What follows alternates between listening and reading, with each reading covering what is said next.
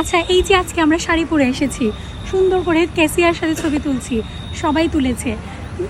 মোটামুটি 2 মাস আগে থেকে এটা ভাইরাল, 2 মাস না 1-1.5 মাস ধরে। প্রথমে এত পরিমাণ ফুল এখানে ছিল, মানে এক একটা পাতা দেখা যাচ্ছিল না, এত পরিমাণ ফুল এখানে ছিল।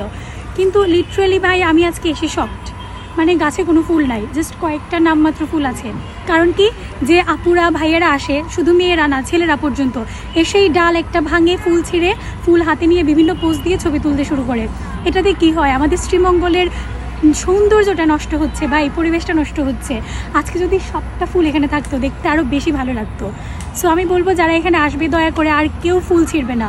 তোমাদের যদি ফুল দিয়ে ছবি তোলার হয়, দোকান থেকে 10 টাকা দিয়ে ফুল একটা কিনে এনে হাতে নিয়ে ছবি তুলো। কেসিয়া ফুলটা ছিঁড়ে নাটক করে ছবি তোলার কোনো প্রয়োজন নাই।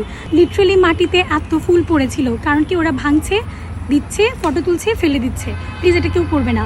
শ্রীমঙ্গল এত সুন্দর জায়গা, আর কেসিয়াটা ভাইরাল হওয়ার পর থেকে প্রত্যেকে এসেছে, এসেই আমি দেখছি ফুল ছিঁড়ছে, ছবি তুলছে। প্লিজ ভিডিও বা ফটো তোলার জন্য কেউ ফুল ছিঁড়বে না, ফুলের সামনে দাঁড়িয়ে ছবি তুলো, অনেক ভালো হবে।